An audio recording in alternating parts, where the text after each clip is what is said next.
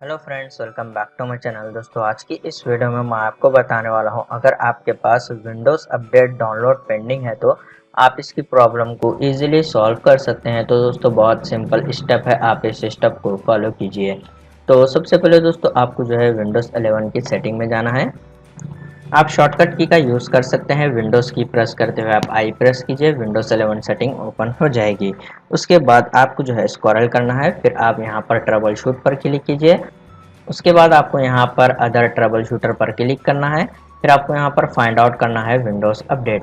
तो आप यहाँ पर रन के ऊपर क्लिक कीजिए। इस तरीके से यहाँ पर आप देख सकते हैं डिटेक्टिंग प्रॉब्लम्स, तो ये प्रोसेस हो रहा है। तो ये प्रोसेस कंप्लीट होने तक आप थोड़ा सा वेट कीजिए।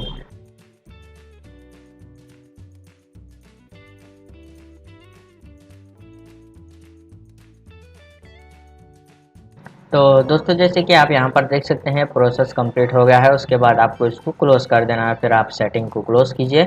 उसके बाद आपको विंडोज़ 11 के सर्च बार में टाइप करना है सर्विसेज, इस तरीके से। फिर आप इसको क्लिक कर कर ओपन कीजिए।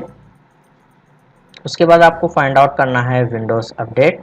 यहाँ पर आप देख सकते हैं इस तरीके से सेलेक्ट कर कर राइट क्लिक कीजिए, प्रॉपर्टी पर आपको क्लिक कर देना है।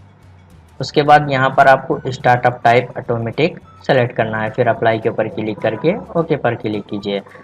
अगर आपको यहाँ पर इसकी सर्विस का स्टार्ट का ऑप्शन आ रहा है तो आप यहाँ पर स्टार्ट के ऊपर क्लिक कीजिए। उसके बाद आप यहाँ पर सर्विसेज को क्लोज कीजिए। फिर दोस्तों, आपको जो है फाइल एक्सप्लोरर को ओपन करना है। आप शॉर्टकट की का यूज़ कर सकते हैं, विंडोज़ की प्लस ई प्रेस कीजिए, यहाँ पर फाइल एक्सप्लोरर ओपन हो जाएगा। फिर आपको जो है यहाँ पर सी ड्राइव को ओपन करना है। उसके बाद यहाँ पर आपको विंडोज़ फोल्डर को फाइंड आउट करना है, आप इसको ओपन कीजिए। उसके बाद आपको यहाँ पर सॉफ्टवेयर डिस्ट्रीब्यूशन फोल्डर को फाइंड आउट कर कर ओपन कर देना है इस तरीके से। उसके बाद यहाँ पर आपको जितने भी फाइल्स दिख रहे हैं तो आप इसको सेलेक्ट कीजिए। उसके बाद आपको यहाँ पर डिलीट के ऊपर क्लिक कर देना है। फिर आप यहाँ पर यस के ऊपर क्लिक कीजिए। ये सारे फाइल्स जो है डिलीट हो जाएंगे। फिर आप फाइल एक्सप्लोरर को क्लोज कीजिए। उसके बाद आप अपने पीसी को एक बार रीस्टार्ट कीजिए, प्रॉब्लम सॉल्व हो जाएगी। उम्मीद है आपको वीडियो पसंद आया तो प्लीज़ लाइक कर देना और इसी तरह के वीडियोस देखने के लिए चैनल को सब्सक्राइब कीजिए।